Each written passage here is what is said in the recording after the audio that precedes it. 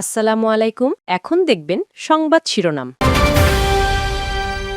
সারা দেশে মনোনয়নপত্র বিতরণ চললেও জমে ওঠেনি ফর্ম সংগ্রহ। বড় দলের প্রার্থীরা না যাওয়ায় অনেকটা অলস সময় কাটাচ্ছেন কর্মকর্তারা। বরিশালে ইউনিভার্সিটি অব গ্লোবাল ভিলেজের চেয়ারম্যানের বিরুদ্ধে জালিয়াতির অভিযোগ। অন্যের জমি নিজের দেখিয়ে ট্রাস্টের নামে রেজিস্ট্রি। সিরাজগঞ্জের চরাঞ্চলের জীবনচিত্র পাল্টে দিয়েছে ফুড ব্যাংক। দুর্যোগ পরবর্তী খাদ্য সংকট মোকাবেলায় ভুক্তভোগী নারীদের উদ্যোগ, সহযোগিতার আশ্বাস। ডিলারদের কাছে ধর্ণা দিয়েও সার পাচ্ছেন না রাজশাহীর কৃষকরা। বেশি সংকটে পেঁয়াজ ও আলু চাষিরা। সংকট নেই দাবি কৃষি বিভাগের। এতক্ষণ দেখছিলেন সংবাদ শিরোনাম, এখন দেখবেন বিস্তারিত। নির্বাচন কমিশনের ঘোষিত তফসিল অনুযায়ী সারা দেশে একযোগে চলছে মনোনয়নপত্র বিতরণ কার্যক্রম। ডিসেম্বরের 15 তারিখ থেকে শুরু হয় মনোনয়নপত্র বিতরণ। তবে এখনো প্রার্থীদের মধ্যে খুব একটা তাড়া দেখা যাচ্ছে না। দিন যত গড়াবে রিটার্নিং কর্মকর্তার কার্যালয়ে প্রার্থীদের আনাগোনা তত বাড়বে বলে আশা করছেন নির্বাচন সংশ্লিষ্টরা। দরজায় কড়া নাড়ছে ত্রয়োদশ জাতীয় সংসদ নির্বাচন। চলছে নির্বাচনের মনোনয়নপত্র সংগ্রহ কার্যক্রম। তবে এখনো ডিসি অফিস এবং বিভাগীয় কমিশনার কার্যালয়ের সামনে প্রার্থীদের আনাগোনা তেমন একটা দেখা যাচ্ছে না। ঢিলে ঢালা ভাবেই চলছে মনোনয়নপত্র সংগ্রহ। 15 তারিখ থেকে মনোনয়নপত্র বিতরণ শুরুর পর রাজধানী ঢাকার 3টি স্থান থেকে পত্র নিয়েছেন মাত্র 6 জন। তারা হলেন ঢাকা 11 আসনে জাতীয় পার্টি থেকে SM আনিসুল হক সেলিম, একই আসনে বিএনপির MA কাইয়ুম, ঢাকা 12 আসনে বিপ্লবী ওয়ার্কার্স পার্টির আকবর খান এবং স্বতন্ত্র প্রার্থী মজিবুল ইসলাম, ঢাকা 16 আসনে স্বতন্ত্র প্রার্থী আব্দুল লতিফ, ঢাকা 17 আসনে স্বতন্ত্র প্রার্থী রাশিদুল হক সুজন। ঢাকা মহানগরীর 186, ঢাকা 13 অর্থাৎ মোহাম্মদপুর এলাকাটা এবং 188 ঢাকা 15, এই দুটি আসনের আমি রিটার্নিং অফিসারের কার্যালয় হতে একটি মনোনয়নপত্র বিতরণ হয়েছে। এছাড়া ঢাকা 15 আসন থেকে আরো একজন প্রার্থী গণফোরাম থেকে মনোনয়নপত্র সংগ্রহ করেছেন। পাশাপাশি ঢাকা 13 আসন থেকে সোহেল রানা নামে একজন ব্যক্তি, উনি স্বতন্ত্র প্রার্থী হিসেবে মনোনয়নপত্র সংগ্রহ করেছেন। একই চিত্র বিভিন্ন জেলায়। টাঙ্গাইলে এখন পর্যন্ত 4 জন স্বতন্ত্র প্রার্থী মনোনয়নপত্র সংগ্রহ করেছেন। নির্বাচন সংশ্লিষ্টরা বলছেন ভোটের জন্য সকল প্রস্তুতি নেওয়া হয়েছে। দিন যত গড়াবে প্রার্থীদের আনাগোনাও ততই বাড়বে বলে আশা রিটার্নিং কর্মকর্তাদের। নির্বাচন কমিশনের নির্দেশনা মোতাবেক সকল প্রস্তুতিমূলক কার্যক্রম আমরা সম্পন্ন করে যাচ্ছি। এ জেলায় ইতিমধ্যে 163টি ভোট কেন্দ্র চূড়ান্ত হয়েছে। ইতিমধ্যে 4 জন প্রার্থী মনোনয়ন সংগ্রহ করেছেন। বরিশালে বেসরকারি বিশ্ববিদ্যালয় ইউনিভার্সিটি অব গ্লোবাল ভিলেজের চেয়ারম্যানের বিরুদ্ধে জালিয়াতির অভিযোগ উঠেছে। অন্যের জমি নিজের দেখিয়ে রেজিস্ট্রি করেছেন বিশ্ববিদ্যালয়ের ট্রাস্টের নামে। অভিযোগ, আওয়ামী লীগ সরকারের আমলে প্রভাবশালী নেতাদের প্রভাবে হয়রানি করেছেন প্রতিষ্ঠানের অংশীদারদেরও। 2016 সালে অনুমোদনের পরের বছরই শিক্ষা কার্যক্রম শুরু করে Barishal university of global village. বিশ্ববিদ্যালয় মঞ্জুরি কমিশনের নিয়ম অনুযায়ী 7 বছরের মধ্যে স্থায়ী ক্যাম্পাসে যাওয়ার কথা থাকলেও 9 বছর ধরে 3টি ভাড়া ভবনে চলছে প্রতিষ্ঠানটির কার্যক্রম। কারণ খুঁজতে গিয়ে যমুনা টিভির হাতে আসে চাঞ্চল্যকর তথ্য। 2011 সালের 16 November university of global village ট্রাস্টের নামে 4% জমি রেজিস্ট্রি করেন প্রতিষ্ঠানটির চেয়ারম্যান ইমরান চৌধুরী।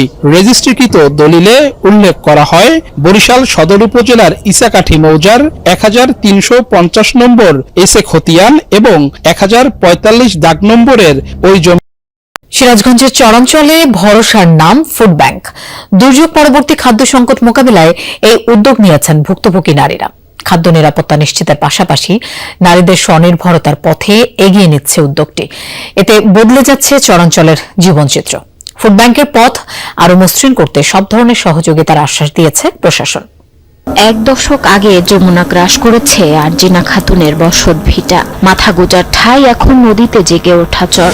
শুধু আরজিনা নন, প্রতি বছর বন্যা, নদী ভাঙন ও জলোচ্ছ্বাসের মতো দুর্যোগে ক্ষতিগ্রস্ত এই জনপদের হাজারো মানুষ। দুর্যোগ মোকাবেলায় তাই গ্রামের নারীরা নিয়েছেন অভিনব উদ্যোগ, যার নাম ফুড ব্যাংক, যেখানে প্রতিদিনের খাবার থেকে নারীরা 2 মুঠো চাল সরিয়ে মাস শেষে জমা দেন ফুড ব্যাংকে। প্রতিদিন রান্না করি, রান্নার থেকে 2 মুঠো চাউল আমরা একটা বাসনে তুলি আলাদা। মাস পরে 2 কেজি চাউল হয়, 2 কেজি 3 কেজি চাউল হয়, সেই চাউলটা আমরা একটা ফুড ব্যাংকে আমরা রাখি। বন্যাকালীন সময় অনেকটা বিপদ, এই গ্রামের নারীরা অনেক সময় চাল পায় না, ঋণ পায় না, তখন তাদের অনেক সমস্যার সম্মুখীন হয়। 42 জন সদস্য আমরা আছি। 42 জন সদস্যর চাউল আমরা প্রতি মাসে 30 তারিখের ভিতরে মিটিংটা শেষ করি। 30 তারিখের ভিতরে চাউল উঠায়া ওইটা আমরা 50 টাকা কেজিতে বিক্রি করি। শুধু তাই নয়, উদ্বৃত্ত চাল বিক্রি করে অনেকে হচ্ছেন স্বাবলম্বীও। তাদের পাশে দাঁড়িয়েছে বিদেশি সংস্থা কৈকা। পশুপালন সহ বিভিন্ন কৃষিকাজের জন্য ক্ষুদ্র ঋণ দিচ্ছে প্রতিষ্ঠানটি। এতে অনেকের সংসারে ফিরেছে সচ্ছলতা। টাকা ছিল তাতে না ছিল না, পরে এই মালিক মুক্তা সংস্থা থেকে কৈকা থেকে 15,000 টাকা দিছিল। সেই টাকা দিয়ে একখান তেনা আনছিলাম। কৈকার থেকে 15,000 টাকা দিছিল, তাই দিয়ে আমি 3টা বেড়া কিনছিলাম। তাদের থেকে আমার 1,000 টাকা রাইস। খুব ভালো চাহিদার অর্ধেক সারও পাচ্ছেন না রাজশাহীর কৃষকরা। ফলে রবি শস্য বিশেষ করে পেঁয়াজ ও আলু চাষিরা পড়েছেন নিদারুণ বিপাকে। বাড়তি টাকা দিয়ে অনেকেই বাইরের দোকান থেকে সার কিনতে বাধ্য হচ্ছেন। সেখানে বস্তা প্রতি 400 থেকে 700 টাকা বেশি খরচ হচ্ছে। তাই উৎপাদন ব্যয় নিয়ে দুশ্চিন্তায় কৃষকরা। ডিলারদের দাবি, পর্যাপ্ত বরাদ্দ না আসায় চাহিদা মাফিক সার দিতে পারছেন না তারা। অথচ কৃষি অফিসের দাবি সারের কোনো সংকট নেই। ফসলের মাঠ প্রস্তুত, কিন্তু ডিলারদের কাছ থেকে পাওয়া যায়নি চাহিদা অনুযায়ী সার। তাই ফসল চাষ নিয়ে শঙ্কায় কৃষকরা। পেঁয়াজের চারা প্রস্তুত হলেও পর্যাপ্ত সার না পাওয়ায় যথাসময়ে রোপণ করা যাচ্ছে না। একই অবস্থা আলু, সরিষা সহ শীতকালীন অন্যান্য ফসলের। রসুন লাগাইছি 8 কাঠা, আবার পেঁয়াজ লাগাবো 3 বিঘে, মানে এই পেঁয়াজ আলুর পেঁয়াজ 3 বিঘে লাগাবো। তো সার তো আমার প্রচুর দরকার সারের। কৃষকরা বলছেন ডিলারদের কাছে মিলছে না চাহিদার অর্ধেক সারও। তবে সাব ডিলারদের কাছে চড়া দাম দিলে ঠিকই মিলছে সার। সব ধরনের সারে বস্তা প্রতি 400 থেকে 700 টাকা পর্যন্ত বেশি দাম নিচ্ছে তারা। বাইরে যখন কিনতে যাচ্ছি এটি দাম নিচ্ছে হচ্ছে 1350, আর যখন দোকানের খরচা কিনতে যাচ্ছি তখন নিচ্ছে 1950। 500 টাকা করে বেশি বস্তা প্রতি, আমরা দোকানটা কিনতে পারছি না। বাইরে থেকে আমরা দোকানে যা যেগুলা কিনি সেখানে 30,000 35,000 করে আমার সার কিনে ব্যবহার করতে হয়। কমের পক্ষ 500 টাকা বেশি লাগছে ডিলার থেকে। কৃষকদের অভিযোগ, সরকারের বেঁধে দেয়া দামে সার দিচ্ছেন না অনেক ডিলার। আর ডিলাররা বলছেন সরকারি গোডাউনে মজুত থাকার পরেও চাহিদা অনুযায়ী বরাদ্দ পাওয়া যাচ্ছে না। টোটাল একটা 2 বিঘা জমি বা 3 বিঘা জমিতে পেঁয়াজ করতে দেখা যাচ্ছে 10 বস্তা সার লাগে, কিন্তু আমরা সেখানে দিতে পারতেছি 2 বস্তা। আমরা যদি এভারেজ করি, একজন কৃষকের দেখা যাচ্ছে 3 বস্তা সার দরকার, সেখানে আমরা তাদেরকে 25 কেজি করে দিতে পারতেছি। আমরা যে পরিমাণ চাহিদা ওই পরিমাণ বরাদ্দ পাচ্ছি না। আপনার চাহিদা আমার 3 ওয়াট